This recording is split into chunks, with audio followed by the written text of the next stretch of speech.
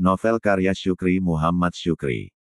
Metode mengajar seperti dikatakan Leo Tolstoy, sudah kuterapkan selama 2 bulan lebih di sana.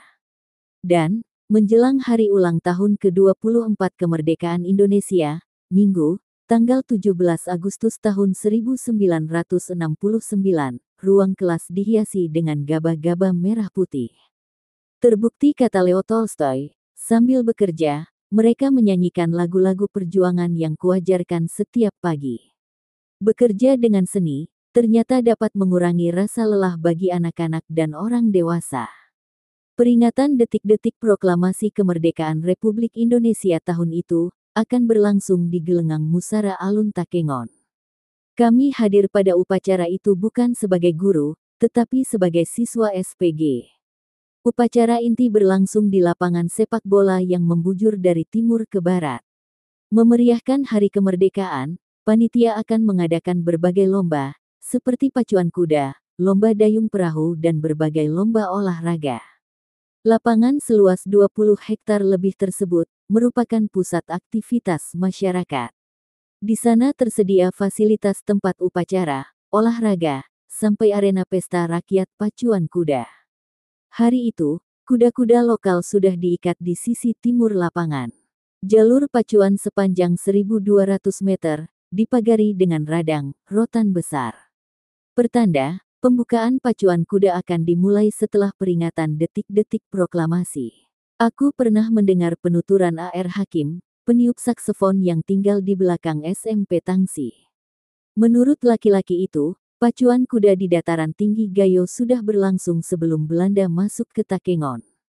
Di masa itu, pacuan kuda sebagai salah satu hiburan rakyat, dilaksanakan pada musim luas belang, selesai panen, bertepatan dengan bulan Agustus.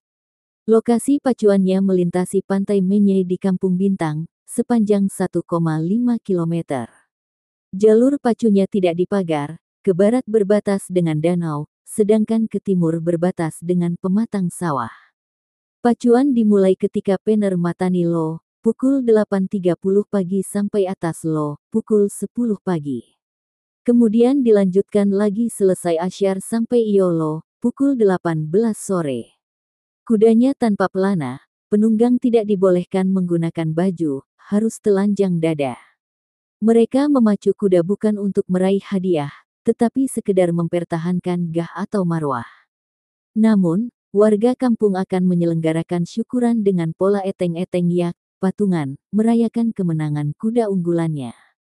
Sekitar tahun 1912, tutur peniup saksofon itu, Belanda memindahkan pacuan kuda ke Blangkolak. Mereka menyelenggarakan pacuan kuda untuk merayakan kelahiran Ratu Wilhelmina. Penunggangnya diberi pakaian berwarna-warni, kuda yang dipacu mendapat uang makan, pemenangnya diberi hadiah jam weker dan sertifikat. Kuda bukan hewan baru di dataran tinggi Gayo, kata Pak Rahman, guru sejarahku di SPG. Dia pernah membaca catatan Dampier dalam buku Denis Lombard yang diterbitkan tahun 1967 berjudul Le Sultanat de Aceh au Tom de Iskandar Muda. Catatan itu menyebutkan, tahun 1688 kuda Aceh diekspor ke Coromandel, Tamil, Bangladesh. Lombard mempertegas, pada akhir abad 19 perdagangan kuda merupakan kekayaan tanah Gayo.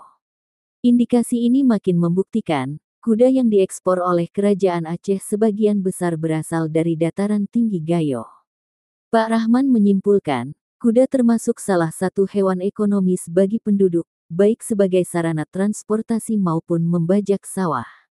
Benar, sawah-sawah di kampungku dan sekeliling Danau Laut Tawar, umumnya dibajak dengan menggunakan tenaga kuda. Proses pengolahan tanah lebih cepat, dibandingkan menggunakan kerbau atau tenaga manusia. Makanya para petani, minimal memiliki seekor kuda di rumahnya. Selesai membajak sawah, kuda-kuda tersebut dibawa ke arena pacuan kuda di Blangkolak. Adu cepat kuda-kuda pembajak sawah menjadi salah satu hiburan rakyat.